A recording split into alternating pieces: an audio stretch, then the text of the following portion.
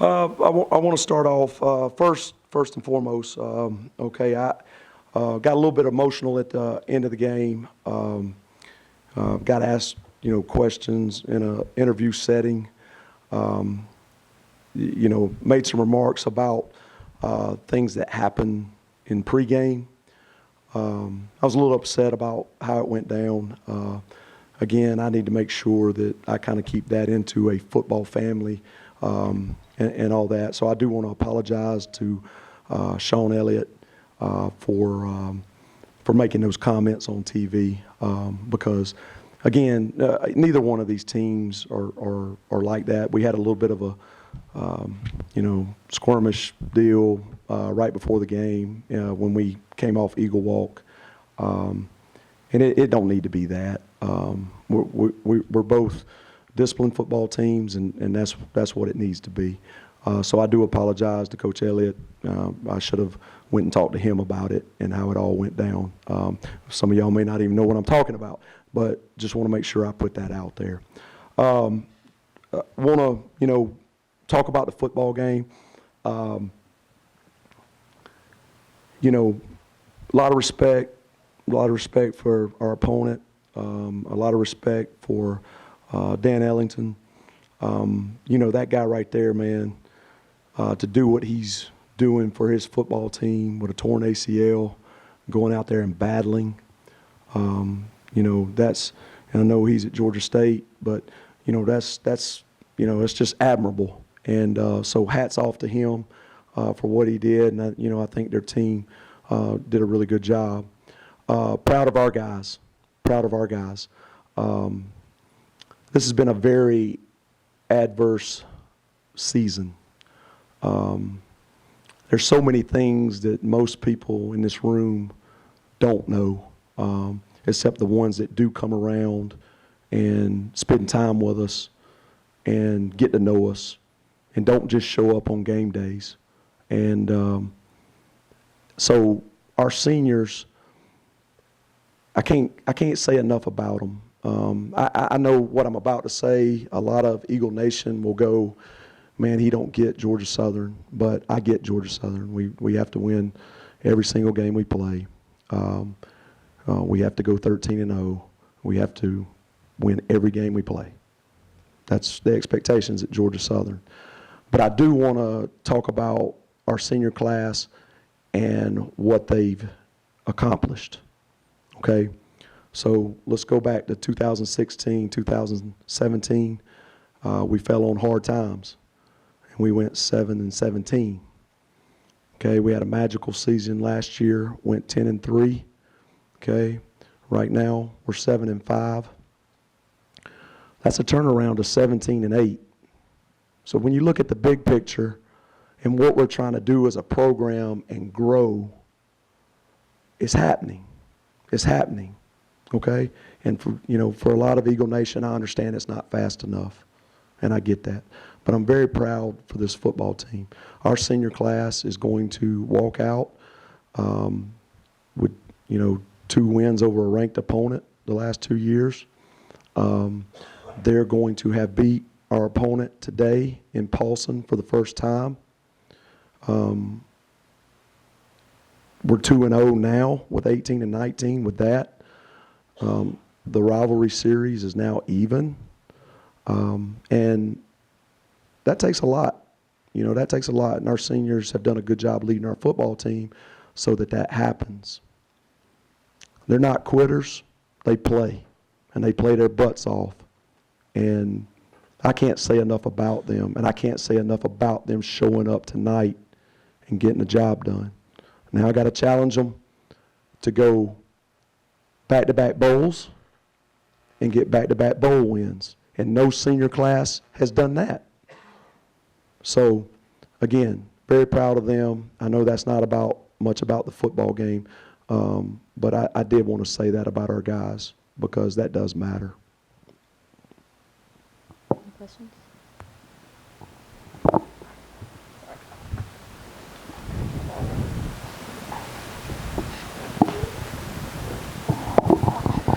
Coach, you guys now get the benefit of going on to showcase yourselves at a bowl, get another game for that senior class you talked about.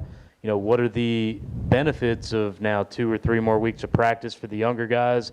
What are the challenges of, having to have that kind of a lull before you have to go out there and play what's going to be another good team?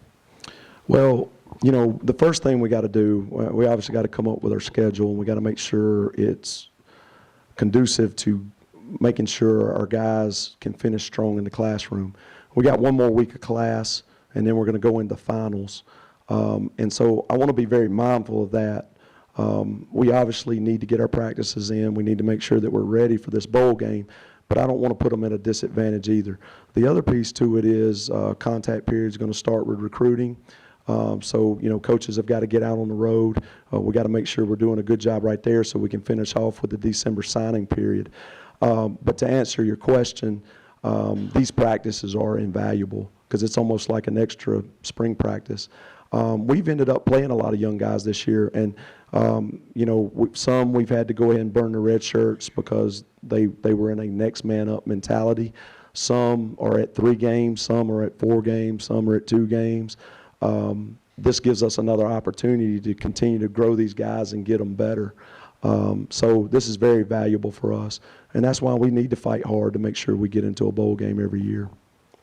Coach, you mentioned the magical season last year. You come out of the gates hot like you did. Most realistic people, non-Georgia Southern fans, thought 5-7, 6-6 would probably be a pretty good season for Georgia Southern.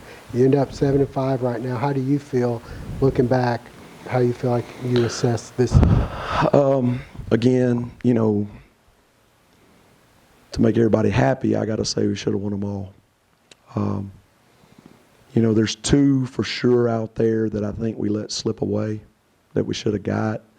But there was also 2 that we won in overtime periods that, we played hard enough to get it, get the victories there. I'm proud of our guys. Again, 7-5 is not good enough, but if everybody knew the story of this football team, you'd be very proud of these guys and what they've accomplished this year. Anybody else?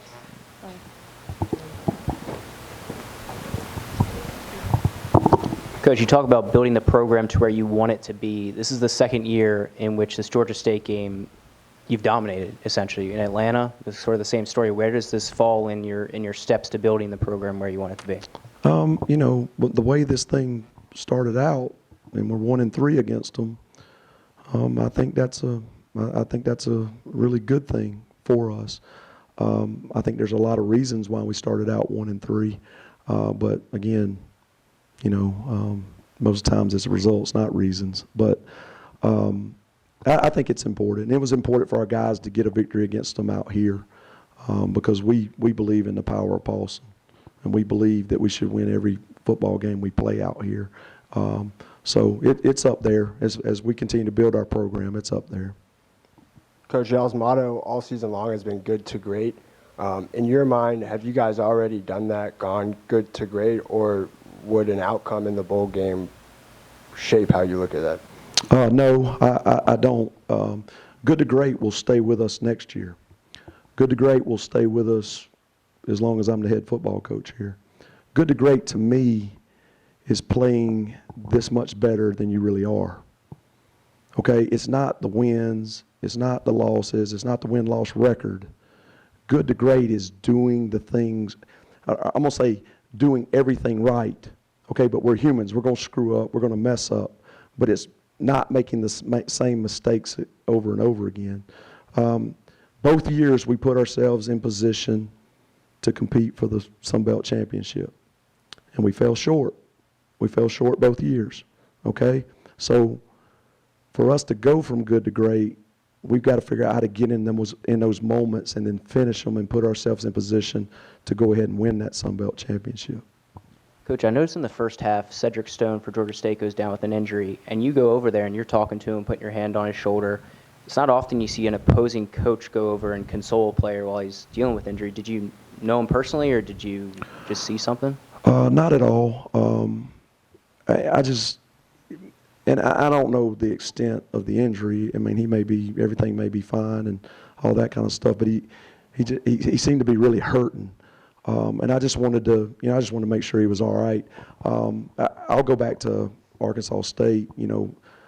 I'm a huge fan of Blake Anderson, and when he came out and he showed compassion for Rashad Byrd, that meant a lot to me. And so, that's the first thing that ran through my mind is, hey man, these are kids. These are 18 to 22-year-olds out here playing a game and playing their hearts out and risk injury. So I just wanted to go over and make sure that he was okay and he understood that I cared. Coach, throughout last season and this season, one of the themes in the Georgia Southern losses has been not starting fast, getting behind early. Tonight, Georgia State is able to get the first points on the board, and then after that, it's a 31-0 run for Georgia Southern. Was there something you saw, a switch that got flipped? Was there anything that you saw that your team responded differently than before?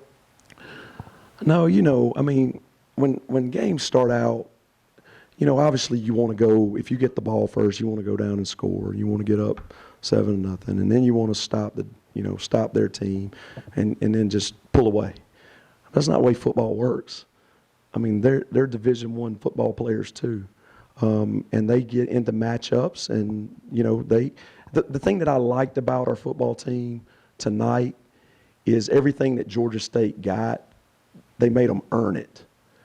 Okay, so when you go back to the Arkansas State game and you go back to the Troy game, there were plays where we did dumb things and we didn't make them earn it.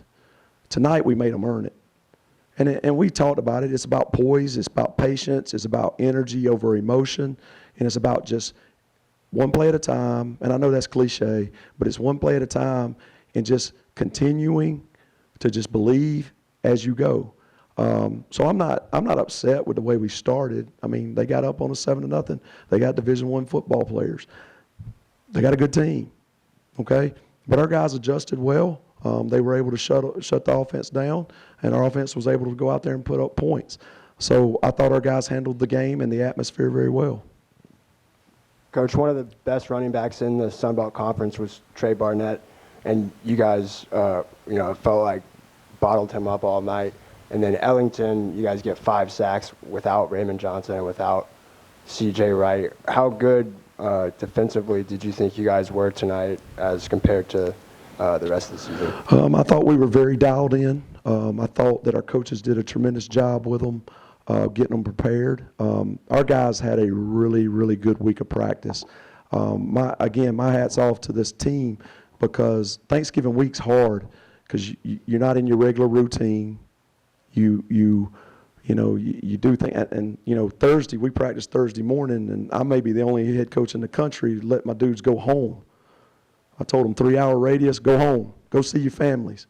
And they handled that very well. Every single person was back on time on Friday, had a tremendous practice. So again, hats off to our coaches for great game plans, hats off to our players because they were really dialed in to what Georgia State was going to do. And that wasn't real easy because you got all this film before Ellington gets hurt.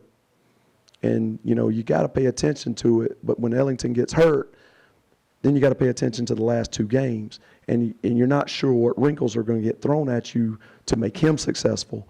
So I thought our coaches did a really good job with that to get them ready. Coach, 2-part question. First, how nice was it to have, after last week getting caught off the field, have Rashad back on the field, and then just talk about the power of Paulson tonight. Finally have a fair weather game at home again, and fans definitely showed out. All right, so the first question with Rashad, man, that kid, I'm telling you now, he's had some injuries this year. His faith is very strong, and I love that about him. He puts all his trust in God. He plays free because of that. And I learned a lot of lessons from Rashad paying attention to him. It makes me want to be a better person. It wants me to coach free, that audience of one that we talk about. So just very proud of him and, what he does to get himself ready to play because that was a scary deal last week. And then Eagle Nation, wow, to come in after a, Thanksgiving break, I thought it was a good move to go 6 o'clock. That gives everybody time to get all their turkey and dressing out of them, and come on down and watch a good football game. And so that was very exciting. A lot of students too, you know, and we hadn't had a lot of, you know, big crowds just because of the weather this year. And so to have a nice night like that and them to show up, you know, hats off to our administration for putting that game at 6 o'clock, because I think that was a great move. Anybody else? All right, thank you, Coach. Thank y'all. GATA.